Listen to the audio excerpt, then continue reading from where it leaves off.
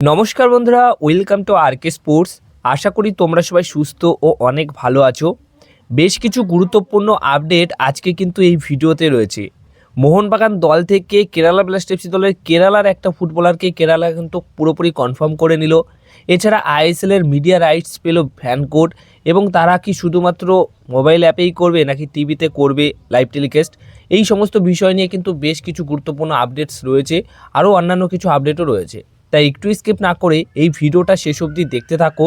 আর যদি এই চ্যানেলে প্রথমবারের জন্য এসে থাকো তাহলে অবশ্যই চ্যানেলটিকে সাবস্ক্রাইব করে রেখো, কারণ এখানে সব ধরনের খবর সবার আগে তোমরা কিন্তু পেয়ে যাবে। তো প্রথমেই যে খবরটা শেয়ার করব ফ্যান কোডকে নিয়ে। ফ্যান কোড কিন্তু গতকাল জিতে নিয়েছে আইএসএলের মিডিয়া রাইটস পাওয়ার যে অধিকার, সেটা বিট করেছিল ফ্যান কোড সহ অন্যান্য কিছু কোম্পানি, যাদের মধ্যে ফ্যান কোড কিন্তু সেই বিটটা জিতে নিয়েছে। তো যার ফলে ফ্যান কোড পুরোপুরি অফিসিয়াল হয়ে গেছে যে আইএসএলের সব ম্যাচ তারা লাইভ টেলিকাস্ট করবে, এবং এআইএফএফের তরফ থেকেও এটা কিন্তু অফিসিয়ালভাবে ঘোষণা করে দেওয়া হয়েছে। কথা হচ্ছে যে লাইভ স্ট্রিম তো করবে ফ্যান কোড, মোবাইলের মাধ্যমেই তোমরা দেখতে পারবে, কিন্তু টিভিতে কোথায় দেখতে পারবে? কারণ অনেকেই এখনও টিভিতে দেখার জন্য অধীর আগ্রহে বসে থাকে, টিভিতেই দেখে আইএসএলের সব ম্যাচ, অন্যান্য খেলাগুলোও দেখে। তো টিভিতে কোথায় দেখানো হবে? তো দেখো, টিভিতে কোথায় দেখানো হবে এটা নিয়ে কিন্তু এখনও অবধি চূড়ান্ত ঘোষণা কিছু আসেনি। ফ্যান কোড এবং এআইএফএফ দুজনেই কথাবার্তা বলছে যে টিভিতে কোথায় দেখানো হতে পারে। ফ্যান কোড কিন্তু সেই চেষ্টাটা করছে যে টিভিতে কোথায় দেখানো হতে পারে। তো টিভিতে কোন চ্যানেলে দেখানো হতে পারে সেটা নিয়ে কিন্তু ফ্যান কোড কোম্পানি কথাবার্তা বলছে। তো সনি স্পোর্টস কিংবা স্টার স্পোর্টস চ্যানেলে তোমরা এই বছরের আইএসএল দেখতেই পারো। কথাবার্তা চলছে, এখনও অবধি চূড়ান্ত ঘোষণা কিন্তু আসেনি, তাই অপেক্ষা করতে হবে।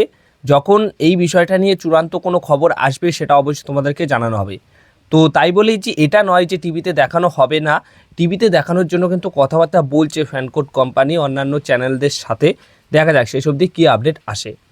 নেক্সট আপডেট যেটা শেয়ার করবো সেটা হচ্ছে রবি কুমার। গোলকিপার রবি কুমারকে কিন্তু পাঞ্জাব এফসি দল থেকে সই করিয়ে নিয়েছে জামশেদপুর এফসি দল। তো জামশেদপুর এফসি দলের হয়ে এই সিজনে আইএসএল খেলবে গোলকিপার রবি কুমার। এরপরে নেক্সট আপডেট যেটা শেয়ার করব সেটা হচ্ছে মোহাম্মদ আদনান সালাকে কিন্তু সই করিয়ে নিয়েছে কেরালা ব্লাস্টার্স এফসি দল। এই ফুটবলারটি কিন্তু মোহনবাগান দলের রিজার্ভ টিমে বেশ কিছু বছর খেলছিল। খুব ভালো ট্যালেন্টেড একটা footballer, right winger, left winger, আক্রমণ ভাগের বিভিন্ন পজিশনে সে খেলতে পারে।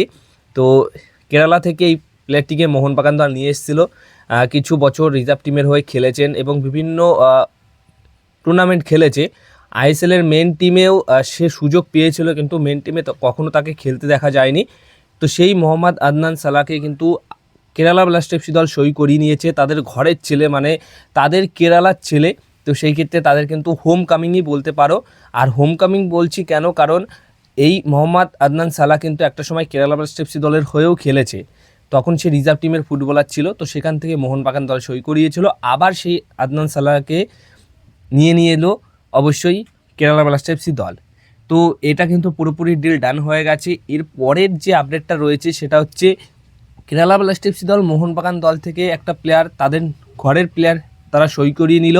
কিন্তু এখানে আরও একটা টুইস্ট রয়েছে। আগামী সামার ট্রান্সফার উইন্ডোতে কেরালা ব্লাস্টার্স এফসি দল থেকে মোহনবাগান দলও একটা কিন্তু ডিল ডান করতে চলেছে, একটা প্লেয়ারকে নিতে চলেছে।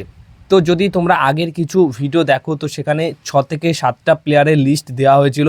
তো সেখানে একটা প্লেয়ারের নাম কিন্তু বলেও দেওয়া হয়েছিল যে কেরালা ব্লাস্টার্স এফসি দল থেকে এই ট্যালেন্টেড ফুটবলারটিকে নেবার ব্যাপারে ইন্টারেস্টেড আছে। তো সেই প্লেয়ারটি কে সেটা যারা বুঝতে পারছো সেটাও হতে পারে বা অন্য কোনো প্লেয়ারও হতে পারে, কিন্তু কেরালা ব্লাস্টার্স এফসি দল থেকে আগামী সামার ট্রান্সফার উইন্ডোতে একটা প্লেয়ার মোহনবাগান দল নিতে চলেছে।